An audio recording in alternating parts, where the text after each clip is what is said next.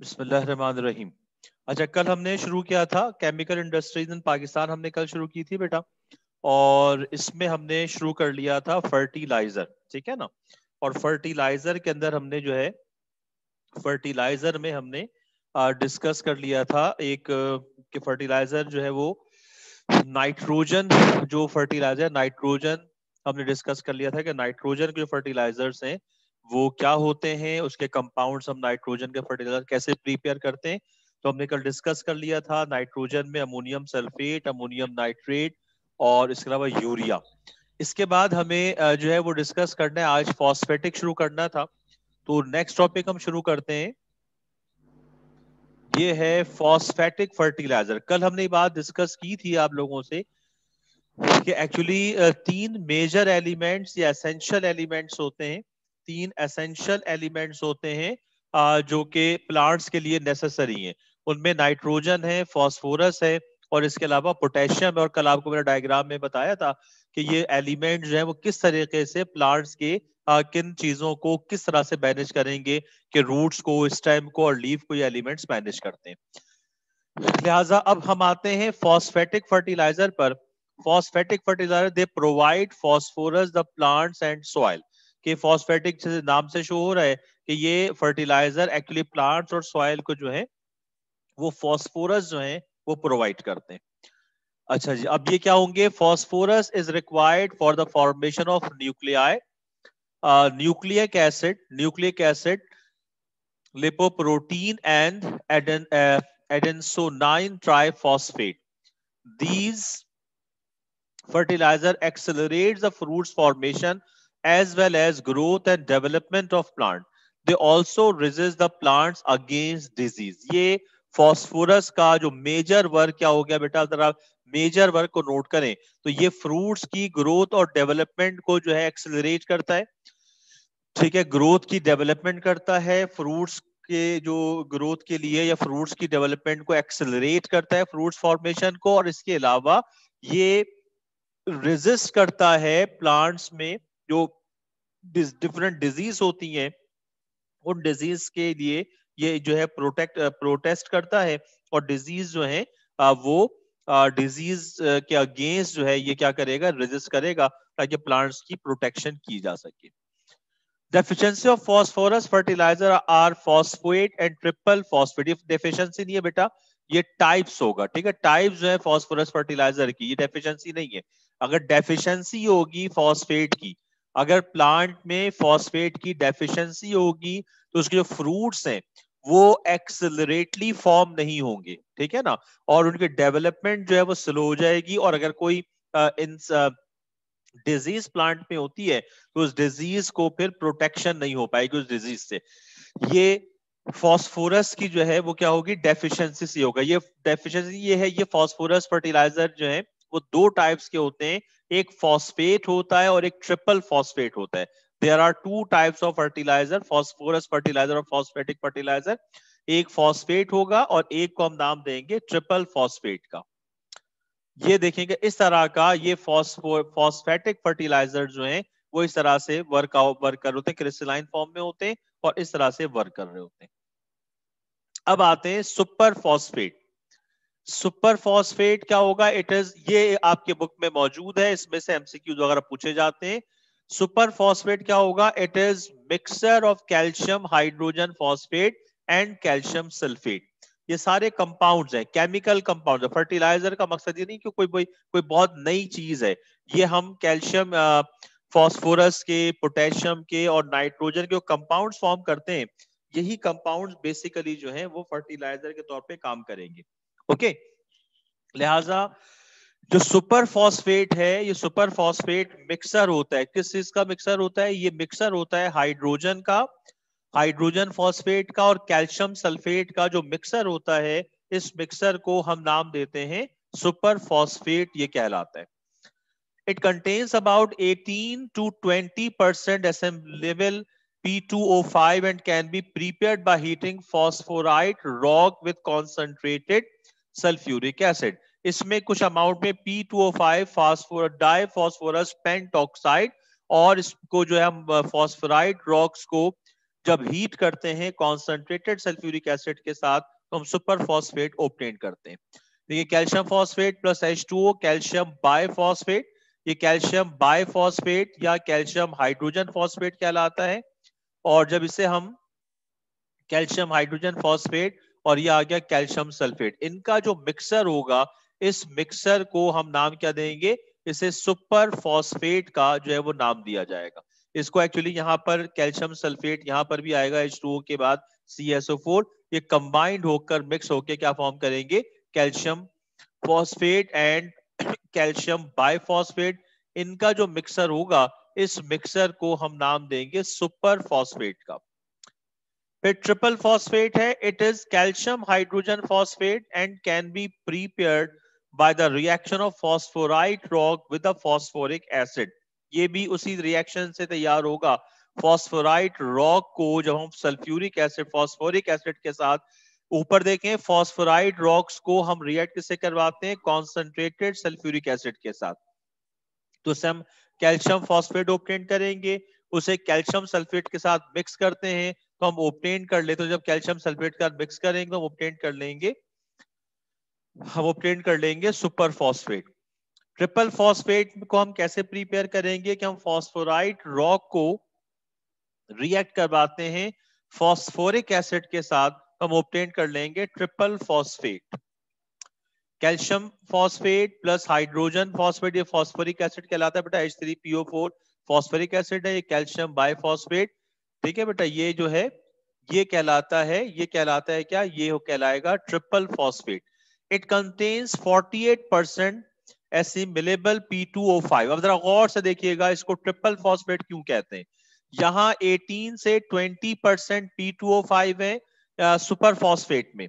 Okay, ये दोनों same चीज, आप फॉर्मूला देखो बेटा, ये सुपर फॉस्फेट मिक्सर हो गया with calcium sulphate and calcium hydrogen phosphate का, और ये कैल्शियम हाइड्रोजन फॉस्फेट है। अगर आप नोट करें तो इसमें जो P2O5 का अमाउंट है वो सुपर फॉस्फेट से तकरीबन 3 टाइम्स ज्यादा होता है। ठीक है, जो P2O5 सुपर फॉस्फेट में जो P2O5 का अमाउंट होता है वो तकरीबन 3 टाइम्स ज्यादा जो है वो ट्रिपल फॉस्फेट में होता है। इस वजह से हम इसे ट्रिपल फॉस्फेट का नाम दे रहे हैं। जो ऑर्डिनरी सुपर फॉस्फेट होगा, जो ऑर्डिनरी सुपर फॉस्फेट होता है, इस ऑर्डिनरी सुपर फॉस्फेट से P2O5 का अमाउंट ट्रिपल फॉस्फेट में 3 टाइम्स ज्यादा होता है। ऑर्डिनरी सुपर फॉस्फेट से P2O5 का जो अमाउंट है, P2O5 का जो अमाउंट है वो ऑर्डिनरी सुपर फॉस्फेट से 3 टाइम्स ज्यादा होगा। चलेगा, तो इस वजह से हम इस सुपर फॉस्फेट को क्या कहेंगे, ट्रिपल फॉस्फेट, क्योंकि इसमें P2O5 जो है वो 3 टाइम्स ज्यादा है than an ordinary super phosphate. इसलिए इस फॉस्फेट को हम कहेंगे ट्रिपल फॉस्फेट। दोनों का फॉर्मूला सेम है, उसमें कैल्शियम सल्फेट का मिक्सर होगा और इसके अंदर P2O5 जो है उसका अमाउंट 3 टाइम्स ऑलमोस्ट ज्यादा होता है। Scope of fertiliser in Pakistan. Pakistan is an agriculture country. We manufacture nitrogen fertilizer in bulk and export it to various other countries. ठीक है जी। अब इसके बाद इंडस्ट्रीज इन पाकिस्तान, ये देख लें ये कहाँ कहाँ ये चीजें मौजूद हैं पाकिस्तान में। ये इनकी इंडस्ट्रीज हैं जो पाकिस्तान के अंदर हैं, ये इसकी इंडस्ट्रीज हैं पाकिस्तान में। ये इलाके आप देख लें कहाँ कहाँ हम इसकी इंडस्ट्रीज हैं। एक हजारा में है, TCF प्लांट हजारा में है। पाक अमेरिका फर्टिलाइजर लिमिटेड जो है वो दादू खलील में है। दाऊद यूरिया प्लांट लाहौर में। फ्यूजी फर्टिलाइजर जो है वो सादिकाबाद में है। नेशनल गैस फर्टिलाइजर मुल्तान में। ये हमारे पास 5 इंडस्ट्रीज अलग अलग इलाकों में पाकिस्तान में है, और ये 5 इंडस्ट्रीज जो हैं इनमें हम फर्टिलाइजर को प्रीपेयर जो है वो कर रहे होते हैं। ठीक है जी। तो ये फॉस्फेटिक फर्टिलाइजर का टॉपिक बेसिकली अगर आप देखें तो नाइट्रोजन का जो फर्टिलाइजर हमने कल पढ़ा वो बहुत ज्यादा डिटेल से तुम्हारे बुक में नहीं लिखा हुआ, तो आप बुक भी कंसल्ट कर लीजिएगा, क्योंकि हम पढ़ा रहे होते हैं तो उसमें थोड़ी सी एक्सप्लेनेशन ज्यादा होती है। बट अब कुछ मसला रिड्यूस सिलेबस का भी है बेटा, वो देख लीजिएगा, एज वेल एज कुछ चीजें हमने एक्स्ट्रा एक्सप्लेन की हुई हैं। तो आप बुक भी कंसल्ट कर लेना। बहरहाल सुपर फॉस्फेट और ट्रिपल फॉस्फेट जो है वो आप याद कीजिएगा, इसके फॉर्मूले भी पूछे जाते हैं और ये रीजन भी आती है कि हम ट्रिपल फॉस्फेट को ट्रिपल फॉस्फेट क्यों कहते हैं। ये इंडस्ट्रीज है पाकिस्तान में, हजारा में, लाहौर में, मुल्तान में, दादू खेल में, ये सारी पाकिस्तान में इंडस्ट्रीज है। इसके बाद आते हैं पोटेशिक फर्टिलाइजर।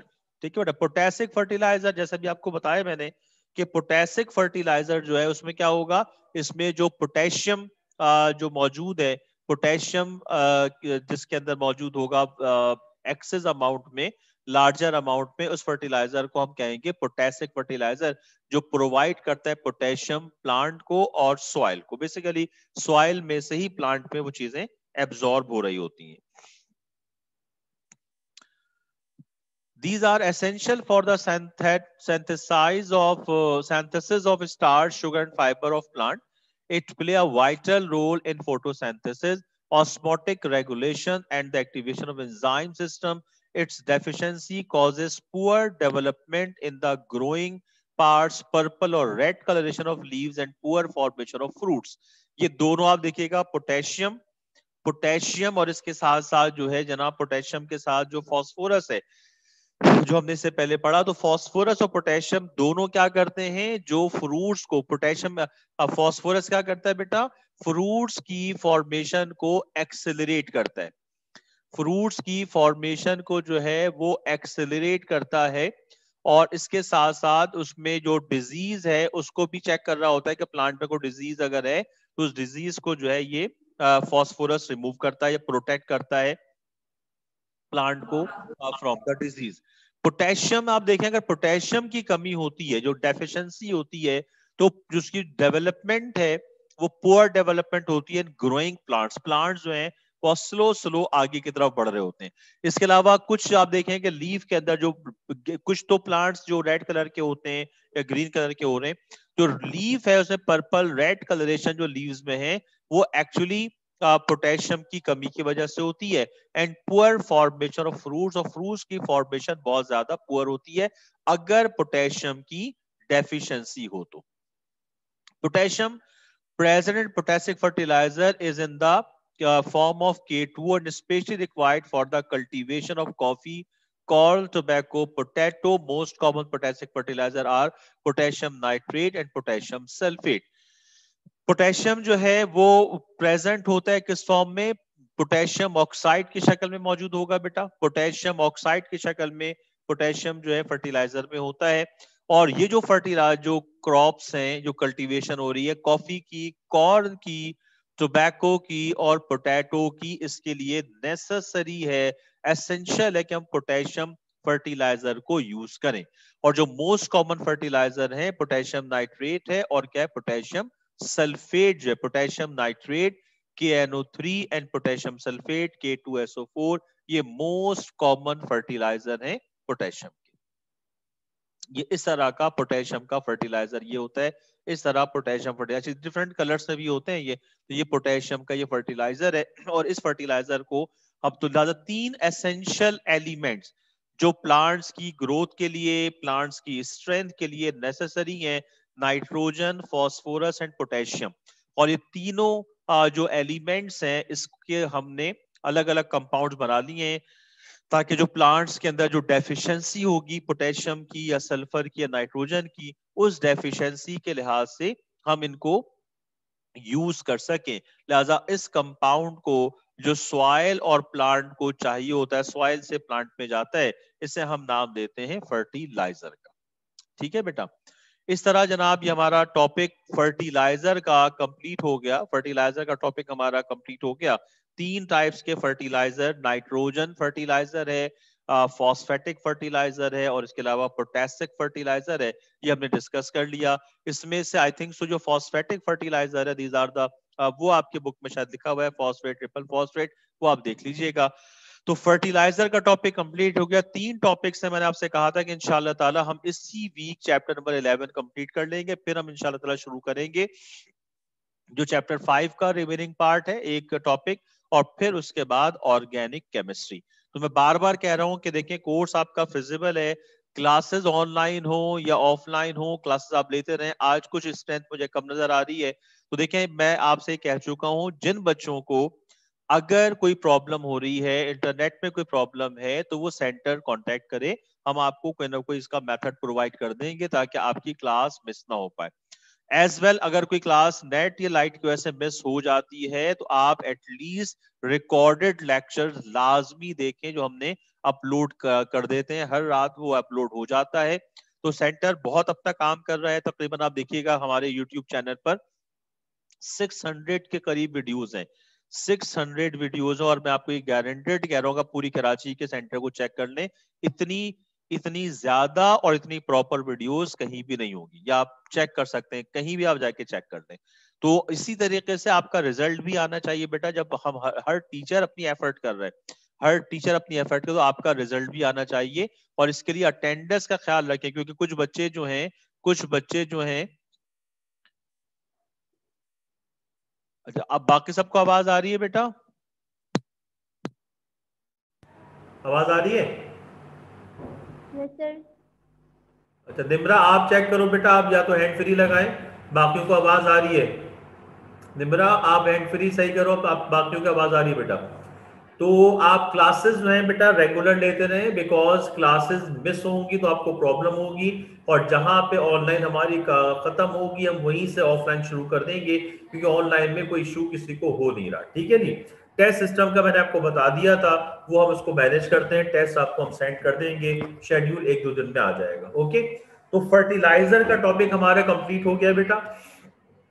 अब हम आते हैं नेक्स्ट टॉपिक शुरू करते हैं, गिलास। 3 टॉपिक्स हैं, फर्टिलाइजर है, गिलास है, और आई थिंक सो तीसरा टॉपिक जो है वो शायद प्लास्टिक्स का है, आई थिंक सो। तो सेकंड टॉपिक शुरू करते हैं, गिलास। अब गिलास जिसको आप शीशा कहते हैं, ठीक है ना। अब शीशा आजकल तो 2 हो गए, एक तो शीशा जो टेबल वाला शीशा, और एक पीने वाला शीशा भी होता है भाई, तो शीशा पी रहे होते हैं, है ना। तो यहां पर जो हम गिलास से शुरू करते हैं, गिलास क्या होता है।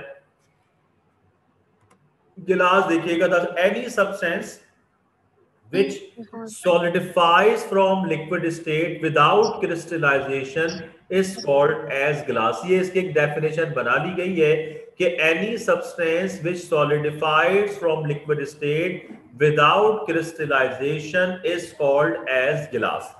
ठीक है ना। हम इसको ये भी कह सकते हैं, गिलास में से लाइट की रिफ्रैक्शन हो रही होती है, इस तरह भी। लेकिन ये इसकी प्रॉपर डेफिनेशन क्या आ गई कि any substance which solidifies from liquid state without crystallisation is called glass. Glass basically transparent होता है, और इस गिलास में से जो है लाइट का रिफ्रैक्शन हो रहा होता है।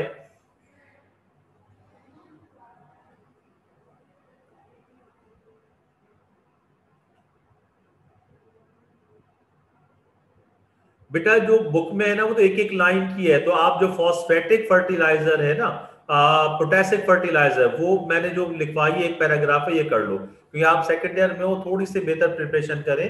अब फॉस्फेटिक तो वहां पर सही लिखी है, लेकिन पोटेशिक एक लाइन में डिफाइन कर देगा। बाज दफा ये होता है कि बुक में सिर्फ एक लाइन लिखी हुई होती है, और उस एक लाइन में से कोई क्वेश्चन बन जाता है, आपको परेशानी होती है। तो हम कोशिश करते हैं कि वो लाइन लिखी हुई हो, हम उसको डिस्क्राइब कर दें, ठीक है ना।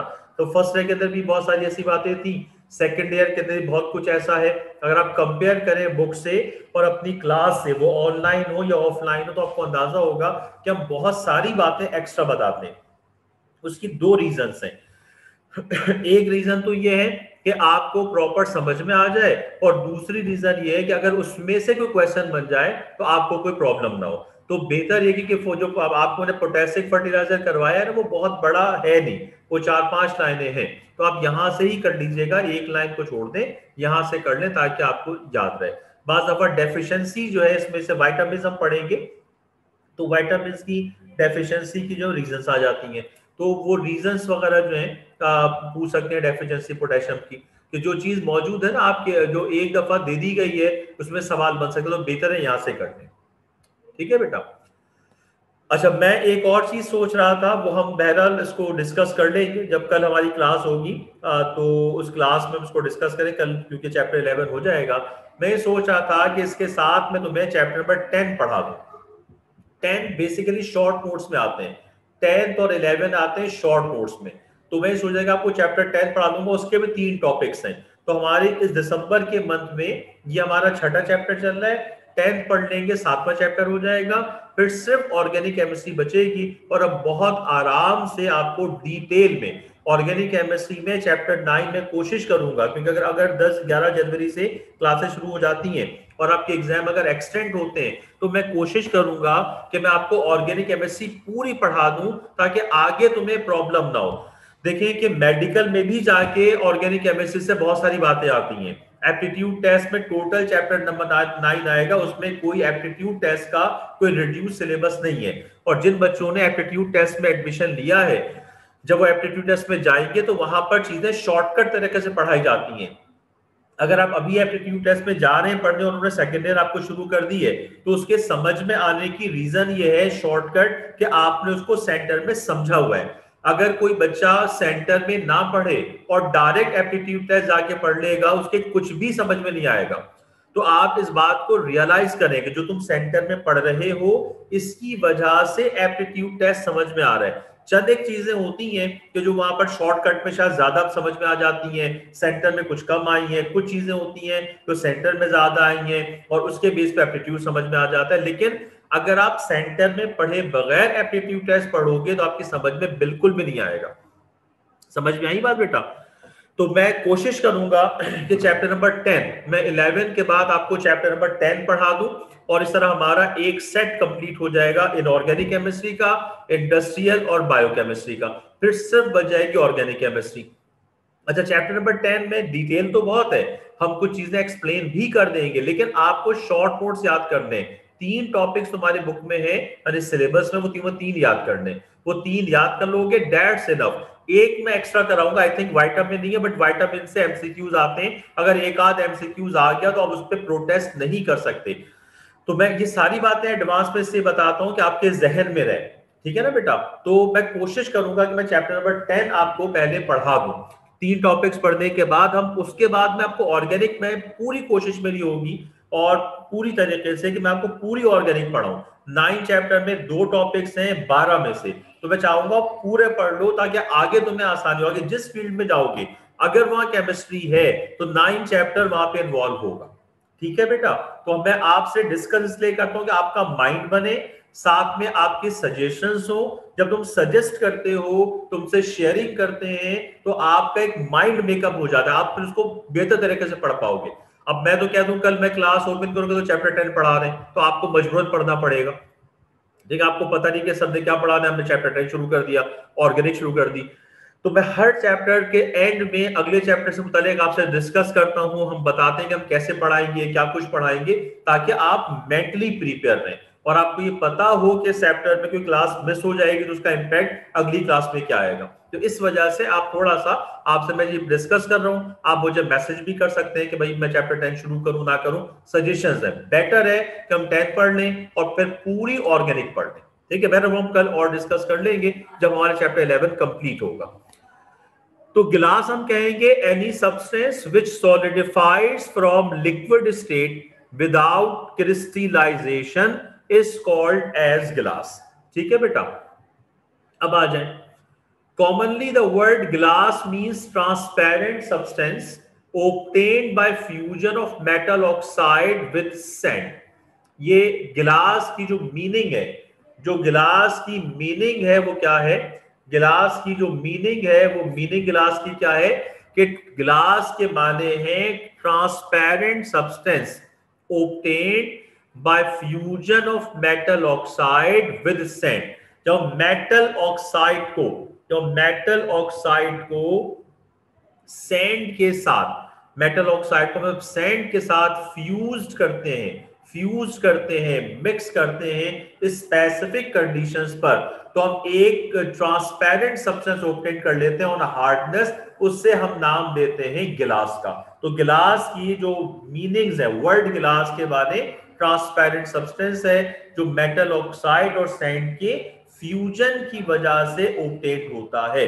फ्यूजन मींस आपस में कंबाइंड होकर एक फॉर्म में आ जाना, फ्यूज हो जाना, मिक्स हो जाना। Physical state, glass is an amorphous, hard and brittle solid.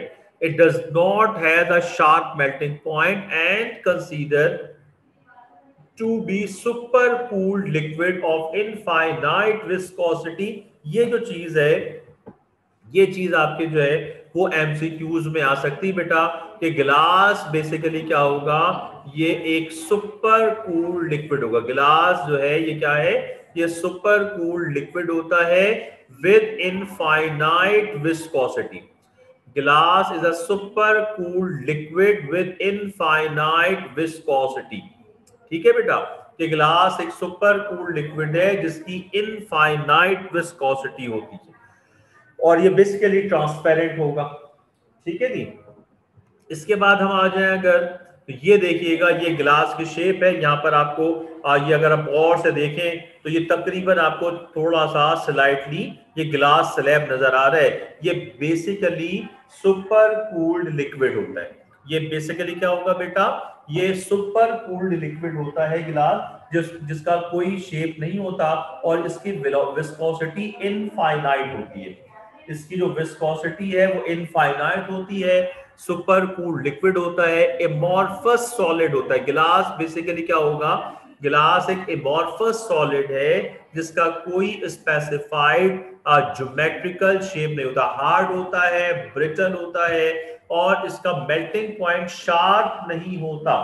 Sharp ना होने के माने कि मेल्टिंग पॉइंट इसका अप एंड डाउन हो सकता है, ज्यादा या कम जो है इसका मेल्टिंग पॉइंट होता रहता है, कहीं कभी ज्यादा और कहीं कम, कांस्टेंट मेल्टिंग पॉइंट इसका नहीं होता। ओके, अच्छा जिसके बाद हम आते हैं जनाब नेक्स्ट, तो हमारा देखिएगा मैन्युफैक्चरिंग कैसे होती है भाई। इधर देखिएगा, मैन्युफैक्चरिंग या गई। Manufacturing, ordinary glass is prepared by heating a mixture of soda ash. Soda ash के माने क्या होंगे बेटा, सोडियम कार्बोनेट। सोडा ऐश के माने क्या होंगे, sodium carbonate, lime and sand. Lime कहते हैं कैल्शियम ऑक्साइड को, ठीक है, एंड लाइम स्टोन है, बेसिकली लाइम नहीं है, लाइम होगा कैल्शियम ऑक्साइड, यहां पर वर्ड है लाइम स्टोन। लाइम स्टोन कहते हैं कैल्शियम कार्बोनेट को। अपने पास इसकी करेक्शन कर लेना, ये कुछ टाइपिंग एरर आ जाता है तो आप इसकी करेक्शन कर लीजिएगा। लिहाजा जो ऑर्डिनरी गिलास है ये हम कैसे तैयार कर रहे हैं बेटा, ये हम तैयार करते हैं ऑर्डिनरी गिलास, हम कैसे तैयार कर रहे हैं, ये हम तैयार करते हैं सोडियम कार्बोनेट जिसको सोडा ऐश कहा जाता है, limestone calcium carbonate and silica या sand silicon dioxide at a temperature of 1400 degree centigrade for 10 to 12 hours in a tank furnace.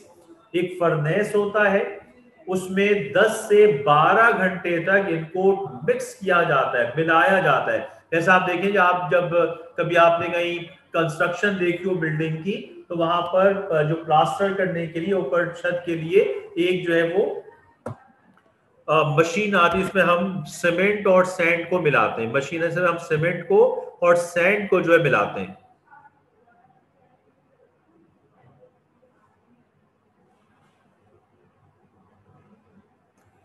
नहीं बेटा, ये अभी आपको लिखवाया था मैंने भी, glass is not true solid के माने क्या है, glass is super cooled liquid. आप देखें जो प्रीवियस स्लाइड थी मैंने उसको हाईलाइट किया है और आपको ये बताया है कि बेटा आप जो है ये एमसीक्यूज के लिए इंपॉर्टेंट है। Glass is a super cooled liquid with infinite viscosity.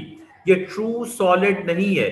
जिस तरह सॉलिड के जो मॉलिक्यूल्स, अच्छा हम जो ट्रू सॉलिड हम किसे कहेंगे, जो काइनेटिक मॉलिक्यूलर थ्योरी है ना सॉलिड की और लिक्विड की और गैस की, हम जब स्टेट्स ऑफ मैटर को आइडेंटिफाई करते हैं या जस्टिफाइड करना चाहते हैं तो हम एक्चुअली उसे जस्टिफाइड करते हैं on behalf of kinetic molecular theory.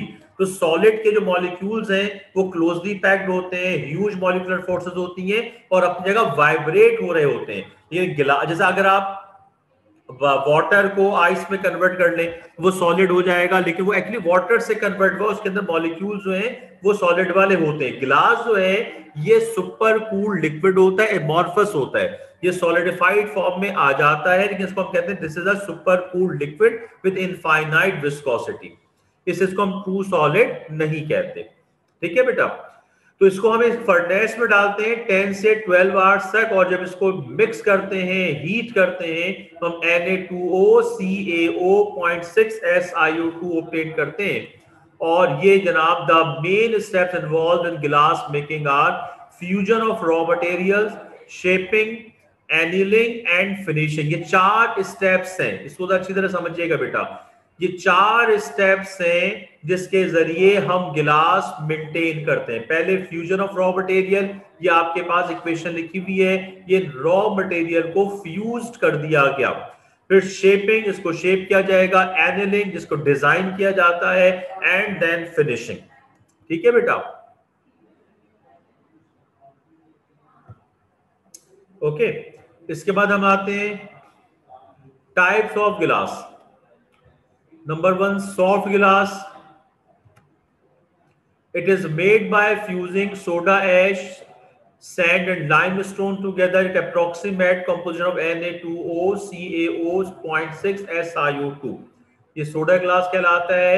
It is fused at low temperature and cannot stand mechanical injuries. It is a cheaper and is used for making bottles, tumblers, window panes, bulb, jars, dishes etcetera. ये soft glass जो है, इसके composition याद रखिएगा, और इसको हम इन चीजों में यूज करते हैं। ये जनाब ये सॉफ्ट ग्लास इस तरह का शीट है। फिर शीट से इसको हम जिस शेप में चाहें वो इसको हम हीट करके हम इसको कन्वर्ट कर सकते हैं। ठीक है ना, क्योंकि अब इसको सॉलिड की तरह जो है शेप में कटने के अगर कभी आप नेट पर सर्च करें ग्लास इंडस्ट्रीज को, तो ग्लास की जितनी भी चीजें बनाई जाती हैं वो उसको मेल्ट करके, बहुत ज्यादा हाई टेम्परेचर पर मेल्ट करके ग्लास से मुख्तलिफ डिजाइन की चीजें बनाई जाती हैं। तो दूसरे सॉलिड्स होते हैं, उन सॉलिड्स को रिएक्ट करके या उनकी कटिंग करके हम चीजें बनाते हैं। बट ग्लास की कटिंग के लिए भी इसको हम पहले मेल्ट करते हैं और मोल्टन फॉर्म में ग्लास को कन्वर्ट किया जाता है, डिफरेंट शेप्स में, डिफरेंट मटेरियल्स में, और डिफरेंट जो चीजें हम बना रहे होते हैं। तो कभी आप नेट पर सर्च करेंगे तो ये चीज ज्यादा क्लियर आपके हो जाएगी। ये हो गया बेटा सॉफ्ट ग्लास। इसके बाद हार्ड ग्लास है। It is obtained by fusing potassium carbonate, sand and limestone together. It is understood to have an approximate composition of Na2.6 AO 0.6 SiO2. It is hard and fused with difficulty. It is not affected by acid, base, and at high temperature. That's why commonly used in making chemical apparatus. इसको हम use करते हैं chemical apparatus में। ये जो glass है, इस glass को हम यूज करते हैं एज केमिकल एपरेटस में, जिसमें एसिड या बेस का इतना इम्पैक्ट नहीं होता। ठीक है, तो बहुत आसान चीज है। ठीक है बेटा, इसके बाद हम आते हैं बोरोसिलिकेट ग्लास। ये इंपॉर्टेंट है। In this glass a part of silicate is replaced by boric oxide. This is supercooled solute of various borates and silicate, and hence it is named borosilicate glass.